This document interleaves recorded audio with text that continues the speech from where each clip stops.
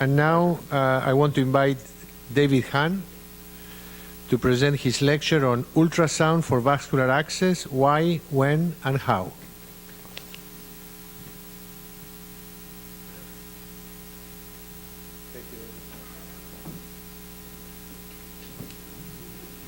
Well, thank you very much, Claudio, Marcelo, John, the folks here to invite me to come back. I think speaking after Dr. Veith either shows great insight into what this talk might be, although putting me at the end of the afternoon hopefully is just putting great faith in me entertaining you for the next 30 minutes or so.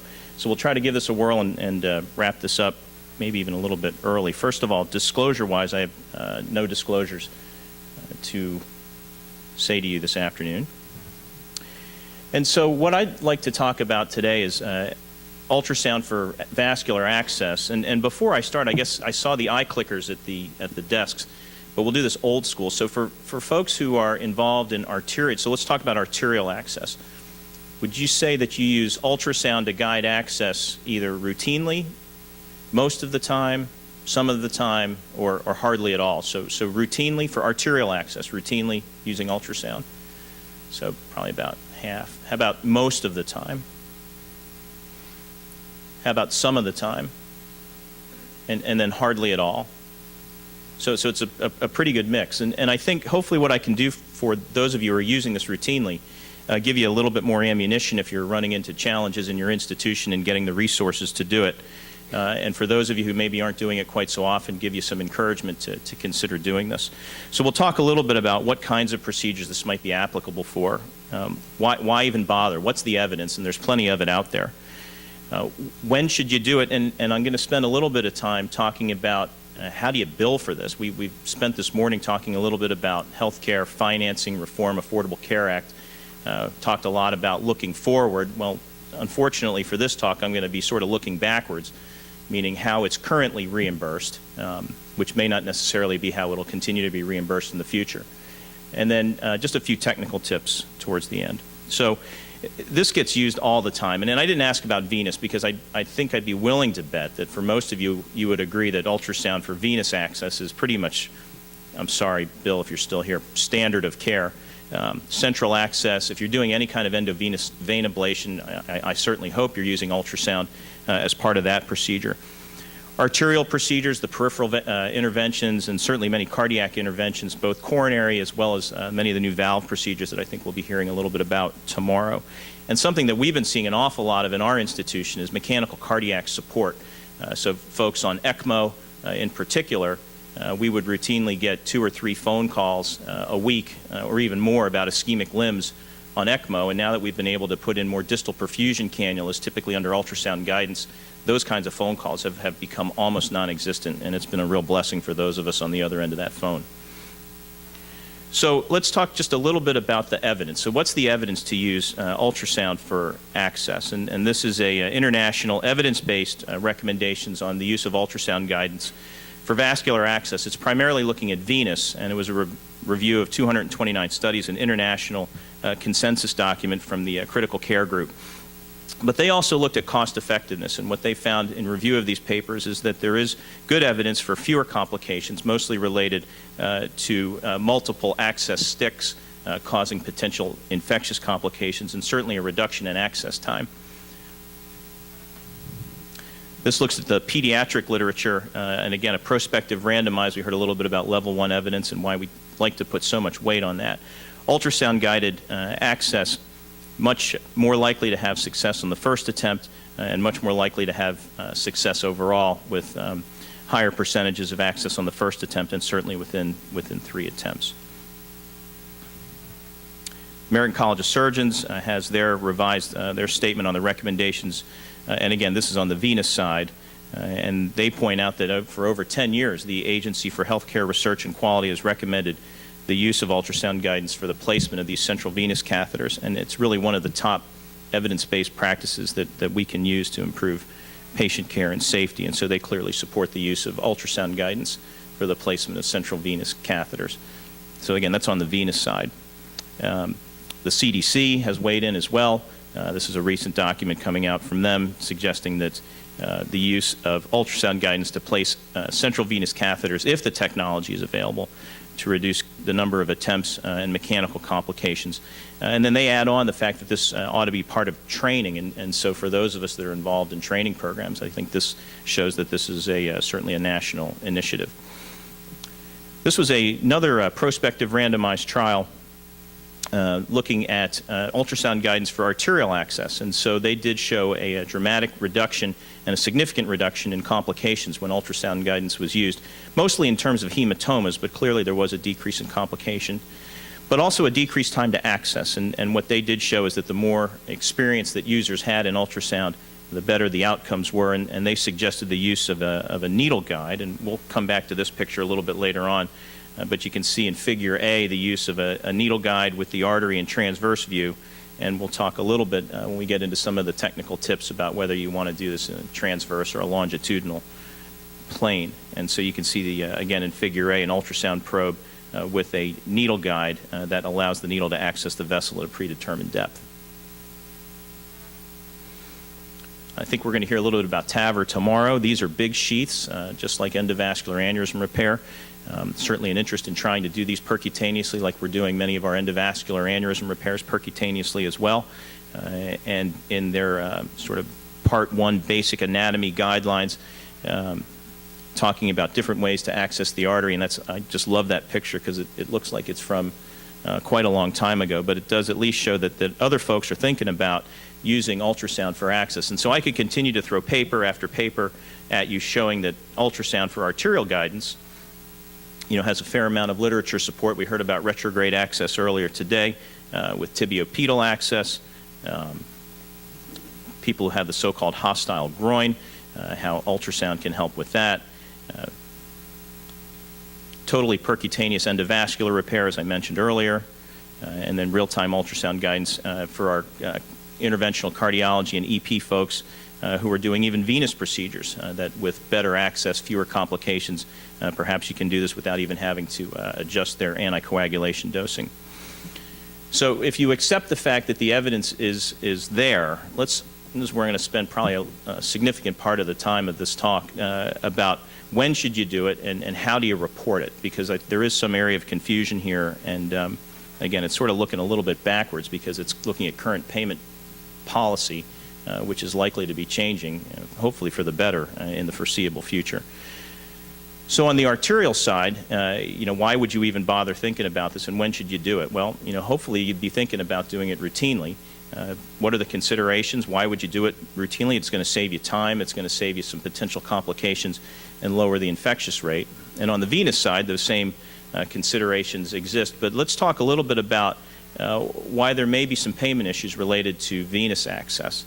And so many of you are familiar with hospital-acquired conditions, and this is reimbursement on the hospital side. And this is a newsletter that's put out by CMS. This is from 2012.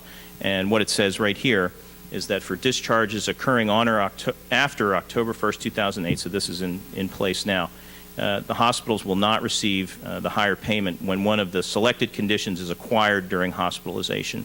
And so this is obviously something that many of us on the hospital side are paying attention to. And so page 2 of this says that as of August 2012, one of those quality measures, if you will, is iatrogenic pneumothorax with venous catheterization. So as of fiscal year 2013, this is now a hospital-acquired condition that will not be reimbursed. Now, again, this is on the hospital side, but for those of us who work for those entities, that's clearly something that we need to be paying attention to. And I think the panel that we heard earlier this morning addressed that really quite nicely. So how do you report it? So CPT code 76937, and pardon me for reading this, but it's important to hit all of the important points. So it's ultrasound guidance for vascular access, which requires evaluation of potential access sites, documentation of patency, concurrent real-time ultrasound visualization of the needle entry, and then permanent recording and reporting. And so that's straight out of the CPT manual. And it's important that you have to understand that all of those parts are required to report this CPT code. So perhaps the most important one is that you do have to have a permanent record in the medical record, a picture showing that you did the thing. And so some of the confusion is when can you report this? And so this is from a local carrier decision, and this was one of the local Medicare carriers who sent out a bulletin on October 29th saying effective immediately, this CPT code is only usable for certain venous access procedures. And if you know a little about billing, you'll recognize those CPT codes are all venous access codes. And basically saying that any arterial access that's done with ultrasound guidance, that ultrasound guidance code will not be reimbursed because it's not indicated. And actually the part that you can't see that was underneath there is that they sort of said that they received clarification on this. But then if you look at the CMS manual, and all this stuff is obviously out there publicly available for anybody to see. And again, January 2013, so it's still pretty contemporary, and it's looking at the correct coding initiative for so-called add-on ZZZ codes. So CPT codes are either 90-day, 0-day, XXX, or ZZZ codes. So ZZZ codes are codes that are added on to a procedure. So if you do a procedure, you can add on subsequent codes, and this is one code that you can add to another procedure that you're doing. And so this is a so-called Type 2 add-on code, which is eligible for payment if the acceptable primary procedure code, as determined by the claims processing contractor is eligible for payment on the same data service. So it's a code that is reported with another code. And so this is straight from CMS. There are no specific primary codes that CMS specifies, but based on the recommendations from the American College of Radiology and SIR, Society for Interventional Radiology, then some of you who understand billing a little bit will recognize many of these codes. The ones on the bottom line are all the lower extremity revascularization codes like FEMPOP, stent, PTA, iliac, so on and so forth. So straight from CMS, this is reportable along with arterial access. So then it becomes even a little bit more confusing when some payers just end up not reimbursing. And so for those of you who deal with this kind of issue on a regular basis, you'll know that there's so-called local coverage determinations where the local Medicare contractor will make the decision as to whether or not that's going to be reimbursed. And so, when should you do it? Well, I'm sitting here telling you the argument is that you really ought to be doing it every time. But then some payers don't reimburse you for it. It's going to depend on local coverage determination. So here's one that came from our coding person who sent this to me saying that what she was hearing and receiving from Kiawah, which is another one of the local coverage determinants, that examples when ultrasound guidance may be necessary include obesity, burn or scar at the access site, or failed multiple attempts. And in the absence of any of those situations, that it would not be reimbursed. And so, unfortunately, it's going to depend a lot on the local carrier, and as they say, all politics is local. On the venous side, this is probably an important thing because this is a recent coding change. Again, from a quality standpoint, if you're looking at trying to make sure that you're, quote, doing the right thing, using ultrasound for venous access, you probably ought to be doing it every time, particularly because iatrogenic pneumothoraces, are no longer going to be reimbursed. The new IVC filter codes that just came out last year, the ultrasound guidance is bundled in, so that is actually not a separately reportable code. And same with endovenous radiofrequency and laser ablation.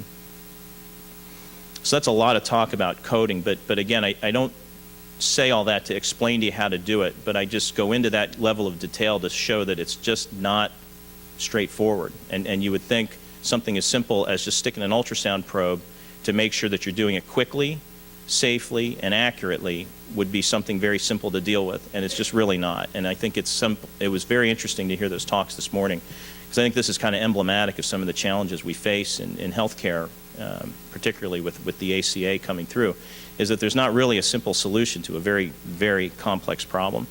And so our industry colleagues, and I just pulled this, actually was sitting here pulling this afternoon, Sonosite, which I have no relationship with, we use their devices, but they have their, as many other vendors do, their recommendations for how this goes forward. And here's, so what are we talking about? We're not even talking about a big, this is not going to break the bank, it's not going to make or break you.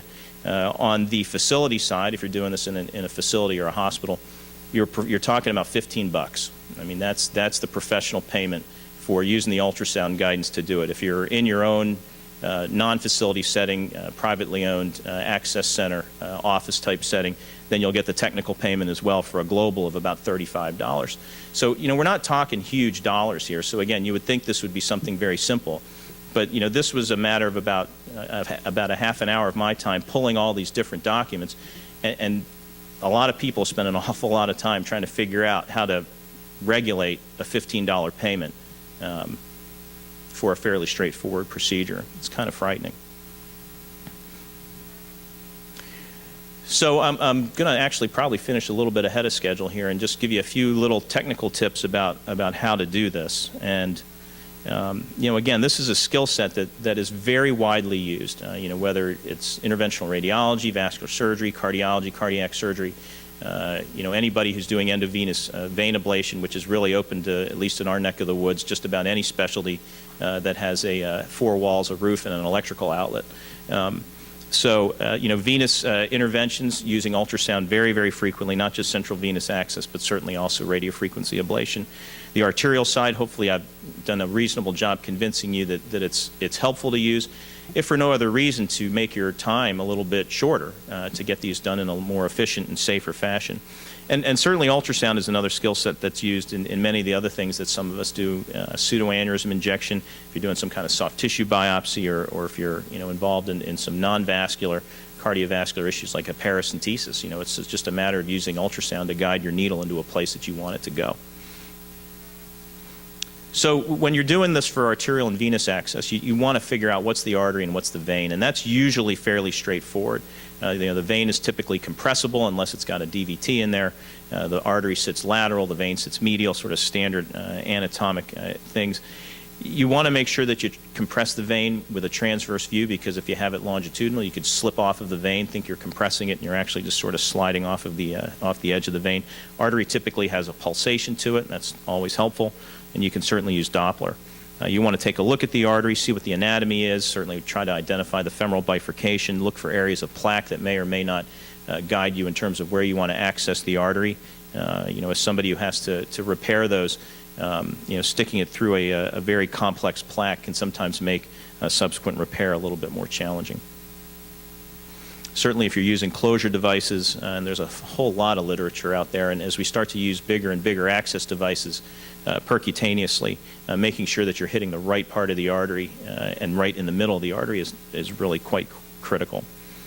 Whether you do this in a transverse or a longitudinal view, you always need to know where your needle tip is, and that's something that we really work a lot with the residents when we're teaching them how to do this, is that particularly in a transverse view, if you don't see where the tip of your needle is, you have really no idea where it could be, because you're really only looking at a two-dimensional plane of the ultrasound. We'll see that in a cartoon here a little bit later on. If your needle is closer to the probe where you're entering the skin, you want it more steep. I mean, these are all sort of common sense things, and I have some of our medical students here, and I don't mean this as any insult to you guys, but it's amazing that this seems like common sense, but as our younger trainees, they don't really think about these things sometimes.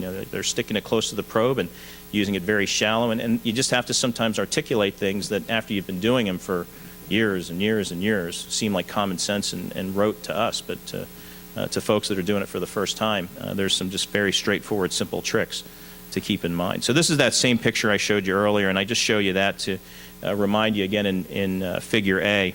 This is the barred sight right probe, and this is from a chapter one of our fellows wrote in surgical clinics. That you can use this in transverse view. They have different needle guides that have different angles to them, depending upon how deep the vessel may be away, 1, 2, 2.5, 3, 3.5 centimeters. And again, the angle of that probe allows the needle to access the vessel at the appropriate depth.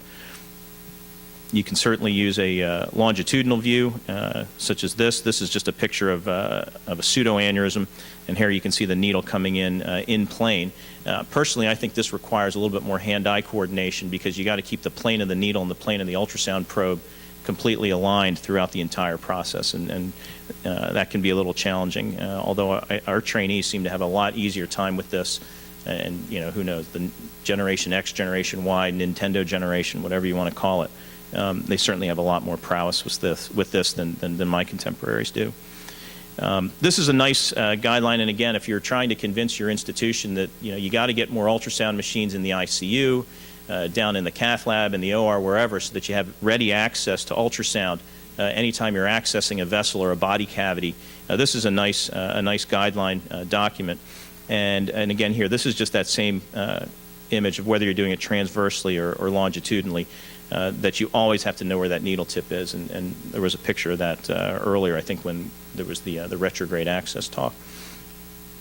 So that is really what I have, and I just love to entertain any questions if there are any, either technical or sort of overall. But the use of ultrasound, in my opinion, really ought to be routine, and it seems like it's pretty close to that with our audience here. Remember to capture and store your images. You got to do that in order to submit 76937. And you know, for me, the biggest challenge was the learning curve. And once you start doing it, it almost becomes routine. And we certainly have our cath lab and hybrid OR staff customized to simply getting the ultrasound machine up and ready to go for every procedure, percutaneous procedure that we do. So thank you very much for the opportunity to speak with you today.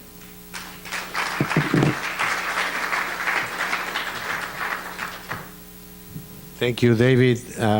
We found this very useful technique, and especially if you're going to use large sheaths, as you mentioned, you want to be sure that you are in the right spot in the vessel to prevent any complications when you're doing percutaneous techniques. Thank you, David. Any question? Any comments? Yes.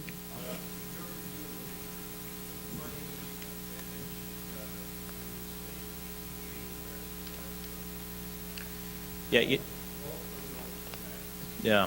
So there was actually one paper that made a very sort of oblique reference to more complications related to micropuncture, which I actually found to be interesting, which was related to potentially creating a dissection plane with the micropuncture kit that you were less likely to do with a large bore needle. You know, it's one of those things, just like you'll find as many people to stand up and say EVAR is better than open for repair, or the other way around. You know, we've got people who won't use anything other than a micropuncture kit, and we've got people who will use nothing other than go straight to 18 gauge. What's been your practice in your group? Do you guys routinely use micropuncture? Or? Yeah, most of the time. Yeah, that's been our practice as well. Not for central vein.